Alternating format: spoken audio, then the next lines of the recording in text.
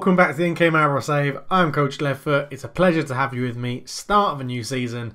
It's the UEFA Super Cup. Again, weirdly, we're looking to retain this, which is really bizarre. We beat Real Madrid in it last year, and this year we've got Bayer Leverkusen, who won the Champions League. But before we get onto that, it's the start of a new season, so we've got to go through the transfers and see who's gone and who has come in. If we look at the squad, something I'm quite interested to point out, if you look to the right hand side, I think it would be over there or over there. Getting confused by the difference of directions of recordings, but anyway, if you have a look over here, we have one player in our squad who is over the age of 30, and that is Nicholas Luciano Bacola. Coca-Cola Bacola, we know him better as. You'll also notice he's not in the squad at the moment, and we are playing quite a strong squad. But don't get bogged down by seeing who's there and who's not there. We'll go through the transfers now. The first big name to leave was Alex Ndizi. Never really cut it at Marirbor. We've had him for quite a long time. He's been in Slovenia for a long time. He's played more appearances everywhere else out on loan than he has done for us. Fenerbahce took him on a 1 million loan. He played 3 times and they were happy enough with that, so then they bought him for 2.5 million. So Alex Ndizi, never given a chance, but never really deserved it. He's gone. Next major out, Luis Carlos. He has also gone. Released on a free transfer after his contract expired, and Perugia Calcio have picked him up. He was getting on a bit. 32. Again, not really performing for us all that much. 19 appearances isn't too bad, but his stats were dwindling. And yeah, we've got better players now. Lucas Gleesing also moves on, the right back. He released on a free transfer at the end of his contract. Heerenveen have picked him up.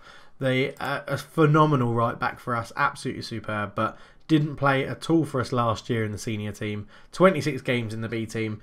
He wasn't getting a new contract. More than happy to see him go. That 3.7 million that we bought him for, very good investment if you look at these average stats. He was phenomenal. Guilherme Camargo, the centre-back, he has also gone. He's moved to Vitor de Guimarães, went there on loan, part of his loan deal. If he played 10 games, they'd pay 3.5 million for him. He played 13, not very well, apparently. So, yeah, he's also gone. Again, didn't really break into the first team, and he's not really needed anymore at the club. Ignacio Cespedes also joins him out of the club. Again, pushing on a bit at 32. Moved to Osasuna in La Liga. And yeah, we got 1.9 million for him. Didn't feature all too much. The formation we're using, you can probably guess, doesn't use wingers because we've let Cespedes go. We got him on a free. He played 0 for 2 seasons. Got 1.9 million for him. Not going to complain for a 32-year-old. Decent stats still, just wasn't really getting in our team, and we don't need him anymore. Kyle Hermansson has also gone. 1860 Munich took him off our hands. 1 season at the club, 11 appearances, a healthy profit we made on him. Didn't really have the stats to cut it. We're a bit short at centre-back at the moment, but I don't think we've got much to be concerned about with releasing him. He was never going to challenge for a first-team spot. And yeah, another one out the door. Paul Radford, a bit of a surprise this one. He has gone. We've got really good strikers. Cardos, Hamsbergovic and Francisco Duran are all at the club and are all much better than Paul Radford. He's gone. We got a bit of a knockdown price for 5.75 million, but we got him on a free. Again, last year didn't really feature in the season. And yeah, I don't want to hold someone back. He's 27. He's doing very well. Hopefully he'll score goals for Hamburg, but hopefully they won't be against us in Europe. Djigui Diallo, unfortunate this one. I wanted to... He was one of these players that we got him in ages ago. Absolutely ages ago. And I was hoping to get him along. Hopefully he'll be in Slovenian nationality and enjoy some football with us. As you can see, he made 7 appearances in his first season for us when we signed him. And yeah, never played again. So I'm not too fussed. He's buggered off to Häcken in Sweden for £2 million. A pretty good deal for us, I think. I don't think he's really going to get that much better. So, and again, wait until you see the ins to before you have a go at me about centre midfielders. Wait until we get to the ins. Quite an interesting one this. Big Mac has gone. He's moved to Middlesbrough in the English Premier League for 9.75 million, potentially rising to 11, I think it is. He wasn't our first choice keeper last year. He was on the bench. And this year, the fact that our first choice goalkeeper doesn't even really get on the bench at the moment, you could see what that meant for Big Mac. So I was more than happy to cash in, let him go. He's been absolutely superb again for us winners round. Only had one real season as our first choice goalkeeper, but what a season that was. 28 appearances, only conceded 15 goals. Absolutely insane. But he's done very well for us. From Legia Warsaw for 2.2. We've made around about 9 million profit on him once we get all the bonuses from Middlesbrough, which he will get because it's all just appearances based. But he has gone. Big Mac has gone. I don't have to explain anymore why I can't pronounce his actual name. And then possibly the biggest one, not possibly, it is the biggest out of this time. Aitama has left the club. The left winger, I've already alluded to the fact that we're not going to be using wingers this season in our formations. And Aitama has gone. We've got a good price, 21.5 million for him. Again, superb for us last year. 12 goals in 18 appearances. And before that, 19 appearances, getting quite a lot of assists. But we're not using wingers. He's pushing on a little bit in age. 28 isn't too bad, but he wanted to move. I was happy to cash in, so we got 21 million for him. And then last but not least, we've actually said goodbye to one of our stalwarts at the club, Ivan Hleld. Wasn't getting the football he wanted. He asked to move for his international career. I wasn't going to hold it against him. He's moved to Cordoba in Spain. He has been with us since 2020 when he joined as a little young kid. And now he's moved on. He's had one loan away at Udinese. He's had a loan in Ukraine at Volska. And now he's moved to Cordoba to play in the Segunda Division. So I'm hoping that he gets a lot of game time, gets back into the national team, and it'll all prove to be a good move. He is a good player, and he did have some decent stats. He had a few good runs in the team for us, like this season here where he played 24 games. Overall, his stats, his average rating was very good, but he didn't have enough to get in the team. I'm disappointed to see a Slovenian homegrown player go, but there's no place for emotions in these transfers. If it's right for the player and right for the club, you've just got to say goodbye. And so we move to the ins. And first off, Richard Hogland, or Hoogland I think it would be, is in. He's joined on a free transfer, but you'll notice he's already got a bid. We don't need him anymore. He's not as good as I thought it'd be. Hopefully he's going to go to Bromby, and then they'll buy him at the end of his loan and we'll get a profit because we got him on a free. So there he is. He's not going to play very much. You'll probably never see him again until I recap the transfers, hopefully at the end of the transfer window for the first game of the Champions League group, and tell you that he's left. Hopefully that'll be the last thing you hear about him. Erik Horgen is the next one, 27-year-old Norwegian. I think you can tell we've been scouting Scandinavia. He is purely just a backup. We will give him until January and then probably sell him as well. He again joined on a free transfer, did all right at Loscoren in Belgium, but generally he's not.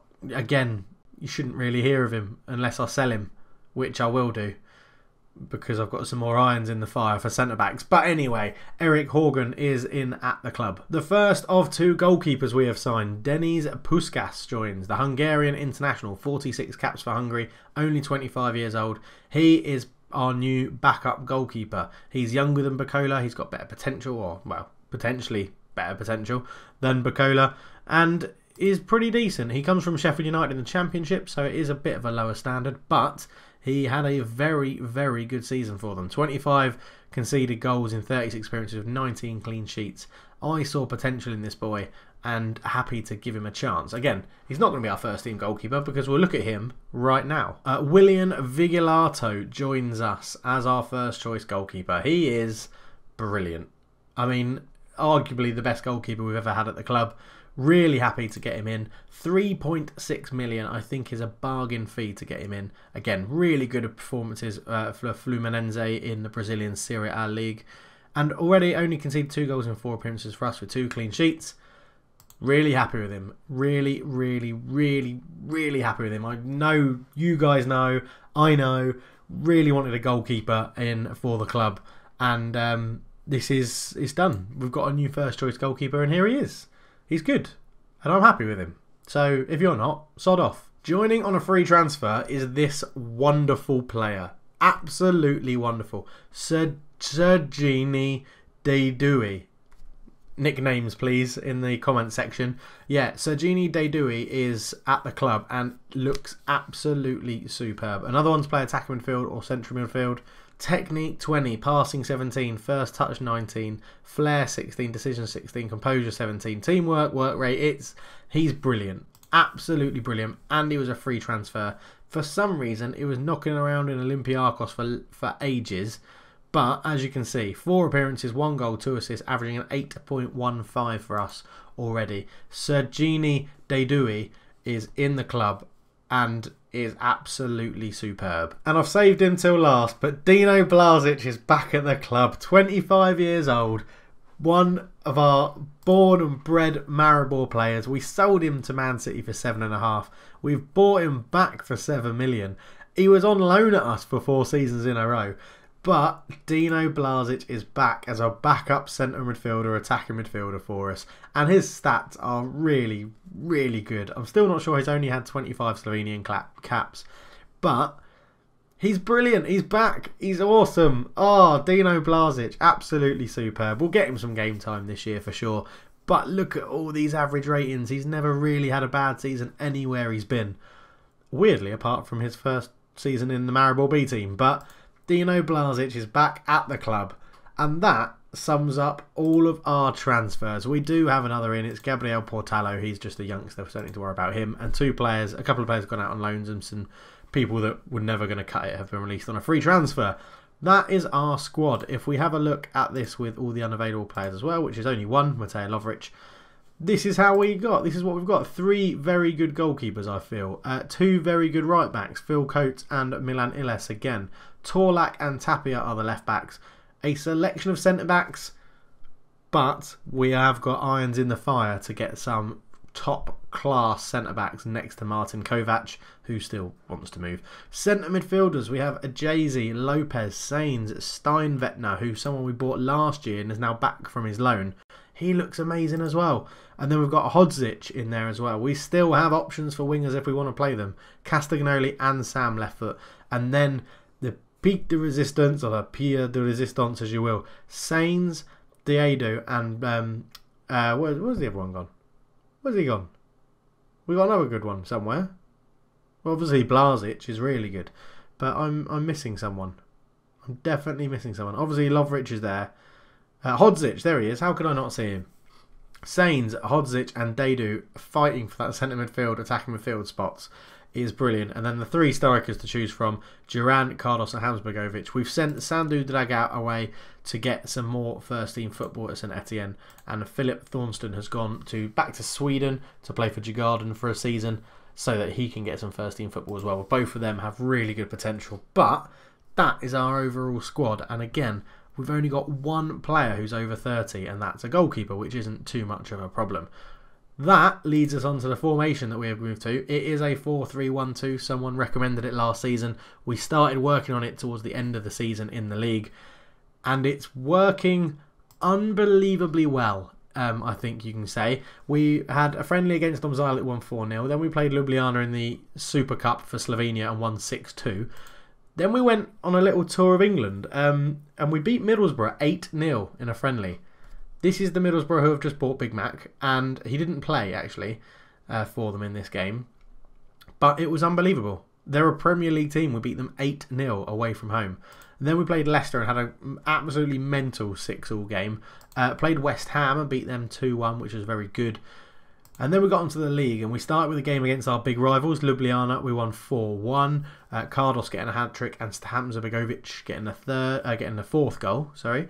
Ankaran Haravanti are back in the Premier League, and we've beaten them 5-0. Then we played NK Cooper, and we beat them 4-0 with Francesco Duran getting a hat-trick. And then we played M. Domžale, and we beat them 2-1. But we come on to today's game, which is the UEFA Super Cup, and we're hoping to get yet another trophy in our growing trophy cabinet. I'm pretty sure we're going to have to build a new stadium just to hold all the trophies we've won, really. But we're going to play Leverkusen, and I've chatted for long enough without us actually playing some games or looking at some match engine stuff and going into tactics. So, yeah, I'll see you at kickoff.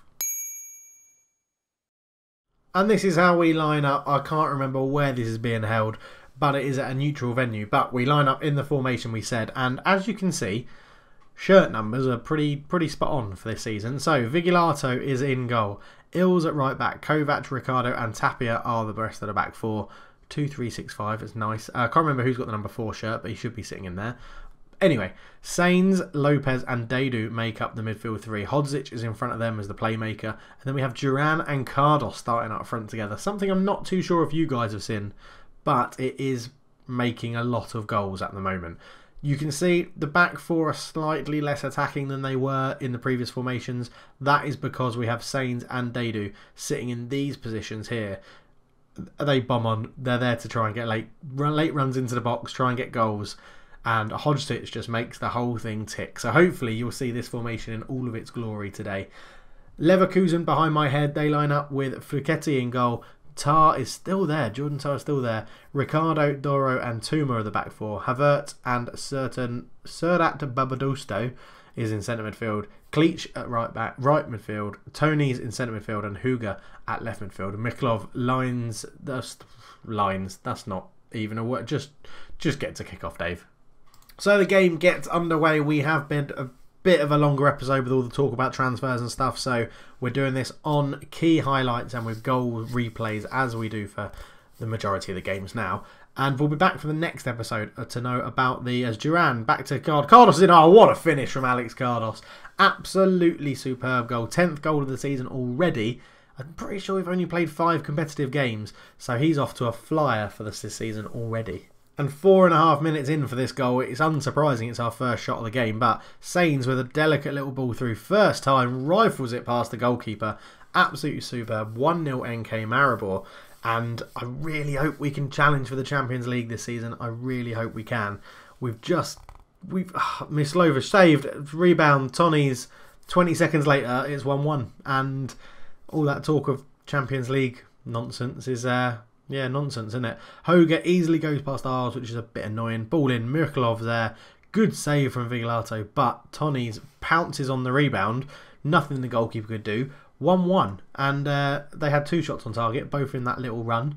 And there we go. But Tony's has got a gashed head after a collision with Ills, our right back, as Hodger comes forward down the left-hand side. Ball through. Kovac will mop it up easily into Ricardo. Ricardo was a weird clearance. Cleach picks it up. Good tackle from Tapia looking for Cardos, but can't get there. Tony's, Miraklov. It's behooved clear from the goalkeeper. And then back to Cleach. Cleach, Tapia. Hodzic is there. Good ball up to Duran. Duran's through. Can he get the goal? He does. Oh, no, he doesn't. He's at the post. Oh, I called that very early and he didn't put it in the net. And that's annoying. But this year, it's all about assaulting the Champions League. I wouldn't mind winning a 3rd Europa League trophy in a row, but we've got to make that step up in the Champions League and get out of the group. And before this video ends, I'll show you something which might make that slightly easier, because there is a very interesting piece of news relating to European football. As Ricardo wins a good header, but Leverkusen get it back. Miraklov out to Cleach on the right hand side. Ball across. Havertz is there and it looked like a fantastic volley. And Leverkusen get a 2-1 lead. And I'm wondering if this formation may be slightly too attacking against good teams like this. And we're being played at the Estadio Municipal de Aveiro, wherever the hell that is. But it's a great volley from Havertz, out of the reach of the goalkeeper, whose name will elude me until I say it more. Viglato Didadu. Oh, he's fired in a free kick. It's a 2-2 first half with 5 minutes to go. His Sergini Dideo, seriously, give me a nickname for him, fires it in. Fructel should probably do better, but the power, the pace, the new signing gets a goal. It's wonderful. Tapia looks to build from the back. Infield to Lopez. Lopez to Cardos. Cardos to Dadu. Up to Hodzic. Up to Duran. Duran to Dadu. Dadu into Cardos. He's in. Oh, it's a poor shot. Probably should have gone for across the goalkeeper so that we could have got a rebound. But it looks like it's going to be 2-2 at half time. And it is. One change is going to happen. Hamsbergovic is going to come on. And that is going to be the only thing we do. I'm going to say I'm pleased with how they're going. Keep it up. But then I'm going to calmly tell them there is more to come from absolutely everybody out on that pitch. And I believe they've got what it takes. And this is, well, it's always our most challenging game of the season, this first one. Sorry, it's our most It's our earliest proper challenge of the season, is what I should say. As Hodger takes a throw into set-up, but all the way to the back post. Klitsch is beaten in the air. Daydu heads it forward. Cardos picks it up. Into Hodzic. Look at this counter-attack. Sainz. Hamsbergovic just couldn't find him. Andre Ricardo with a good recovery interception. And it's hoofed long. Ills wins the header. Hodzic with a good tackle. Cardos. Cardos runs forward. He's gone a bit wide onto the left-hand side. He's through. Squares it. Daydu's there. Second goal for him. 3-2, 5 minutes after the half-time. And we are, attacking-wise, phenomenal. And I'm hoping that one or two new centre-backs that may be joining us are going to shore us up at the back as well. As Leverkusen changed to a very attacking 3-5-2 formation, packing the midfield to try and help them out. And it is the centre-back at the moment, Ricardo, on a 6.4, who is more than likely going to be the one who is going to be replaced with the new guys coming in. And if they join, we'll go through them at the Champions League first game group stage. I cannot talk this evening. Daydu denied the hat-trick by a good block. And I should probably learn how to speak again, because this isn't going very well this episode. Anyway, Ricardo is off. Hasby is on. There's half an hour to go. Tapia into Cardos. Hodzic. Back to Lopez from the rebound. Daydu. He's in. Oh, he still hasn't got the hat-trick. He tried to curl it in at the far post. That boy is fantastic. To get him on a free transfer. And what was he doing in Olympiacos all that time? Unbelievable. But Cardos managed to get the intercept. Tapia to Lopez. To Daydu. He's the one that's controlling this game. Hodzic. Hamsbergovic has an overlap. It's Sainz. Sainz gets across. He's got to cross it, but Doro makes a very good tackle, but it's not a very good clearance. Ills first time to Lopez with a good pass. Daydu into Cardos. He turns, gets in behind, and shoots straight at Fruchtel. I've got to not get excited every time we get a chance. I just love this game, and I love this team, and I love this save. Cardos, there's a ball on. Daydu's in for the hat-trick. He's got it. Daydu's got the hat-trick. Absolutely superb. His 4th goal of the season, and 3 of them have been today. And look at those stats. We have absolutely bossed this game. Cardos, there was the space, and he put a lovely ball through, and Daydu with his lovely bald head the goalkeeper just didn't know what to do, so just ran at him full pelt, head down, and Daydu kept his composure and stuck it in the goal for a 4-2 lead, which is superb. Cardos, we're not done though. We want more. Tapia, Hodzic is in behind, and he shoots, and it goes just past the post. And with 20 minutes to go, I think I'm going to rest another pair of legs. And, well, maybe not, because it's now 4-3 and there's only 20 minutes to go. Kay Havertz gets a goal for Leverkusen. And talk about messing with my plans. And what is this angle for a video? For a video replay. Solomon 6 in Havertz. And, okay, the goalkeeper isn't doing brilliantly on his first live com, but it's been a lot of shots that he hasn't really been able to do much with. So, Daydu with a corner. He's looking for an assist as well to top it off, as Fruchtel makes a very good catch and will look to launch Leverkusen away as Hodzic brings it down, but it's deflected back to Solomon, who managed to find Muklov, and Klitsch is in behind. Squares it, Solomon, and it's 4-4 in the UEFA Super Cup. Wow.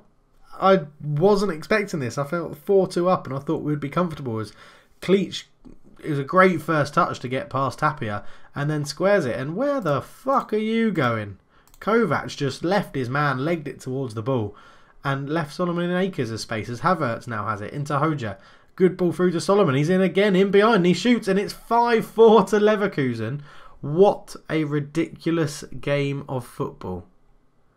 Absolutely ridiculous game. Hodger with a lovely ball through. Solomon beats the offside trap, gets in behind, and his touch took him away from the goalkeeper. And with 15 minutes to go, he's given Leverkusen a lead when it all looked like it was going to go in our favour. Blazic is going to come on, and we're going to take Lopez off for Steinvettner. No, we're not, because I've used all my substitutions. So it will be Blazic, but we'll put Daydu in behind. The guy on a hat-trick.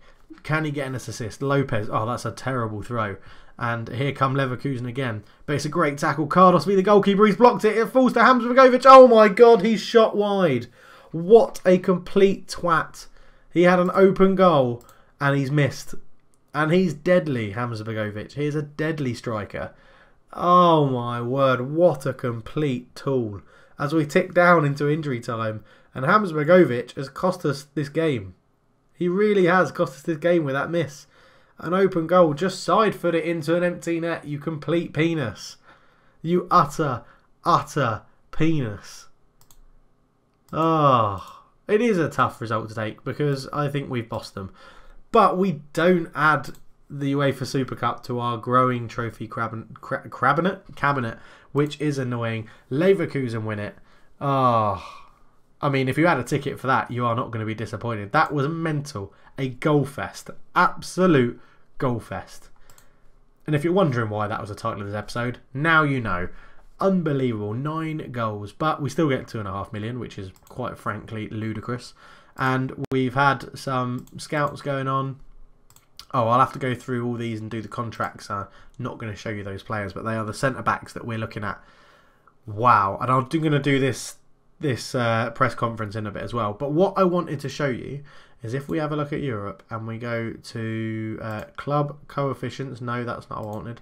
I want clubs and I wanted it by coefficients. You'll realise we are the 9th best ranked team in Europe by coefficients. Better than Barcelona, better than Dortmund, better than Juventus, better than Inter. I mean, we are climbing the ranks. It's just we need Slovenian football to come with us. So that is very, very encouraging. If we look at finances, we are the 31st richest club in Europe. Sorry, not in the world, in Europe.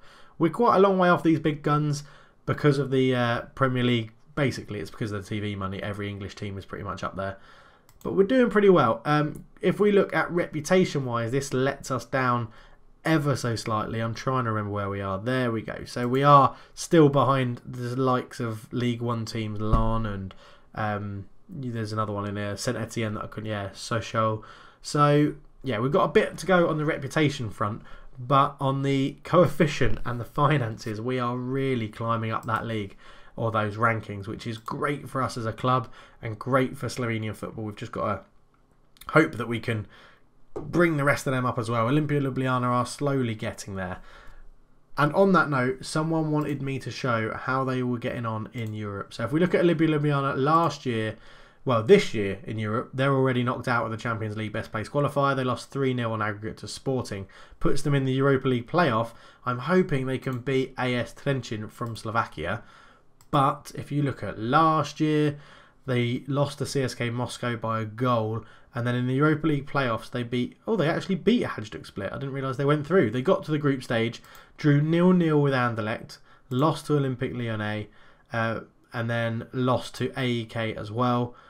Then they beat AEK 2-1, then they lost to Anderlecht, and somewhere in there they played Olympique Lyonnais again. There you go, and they lost 1-0. So they didn't do too badly. They did not do too badly at all. Domzale, I think, were another team that are in Europe. Yeah, they got through on away... No, they didn't. They got knocked out on away goals to Admir Wacker Modeling from Austria, which was, frankly, very, very disappointing. But they did beat someone on the way to that game, which is good. It got their coefficient up ever so slightly. Gets a few more points for Slovenian football. And then it was NK Celje, who this year lost to FC Luzern in the Europa League playoffs, which was embarrassing for them. And last year in the group stage, they went straight into the group stage. They lost to Red Bull Salzburg, lost to PAOK, lost to Inter, lost to Red Bull, and lost to PAOK. So a very disappointing season. But I really hope that gives you a slight overview of how badly Slovenian football does in Europe apart from us. We're going to leave the video there because it's gone on for a long time. Please leave a like, smash that like button if you've enjoyed it and if you're enjoying the series. And leave me a comment, say hello. Again, let me know what you want me to do in the next series I do on Football Manager 17 or in Football Manager 18. We'll see when this one finishes. And would you be interested in if I could upload this database somewhere and you could play it once the series finished? You could see how NK Maribor progress. You could take over someone else in Slovenia. Just let me know down below, would you be interested in doing that? It will be well into the future. The game will probably be huge in the file size, but I would be tempted to do it if enough people want it. But thank you very much for watching. I'll chat to you all very, very soon. But for now, I'm out. Cheers.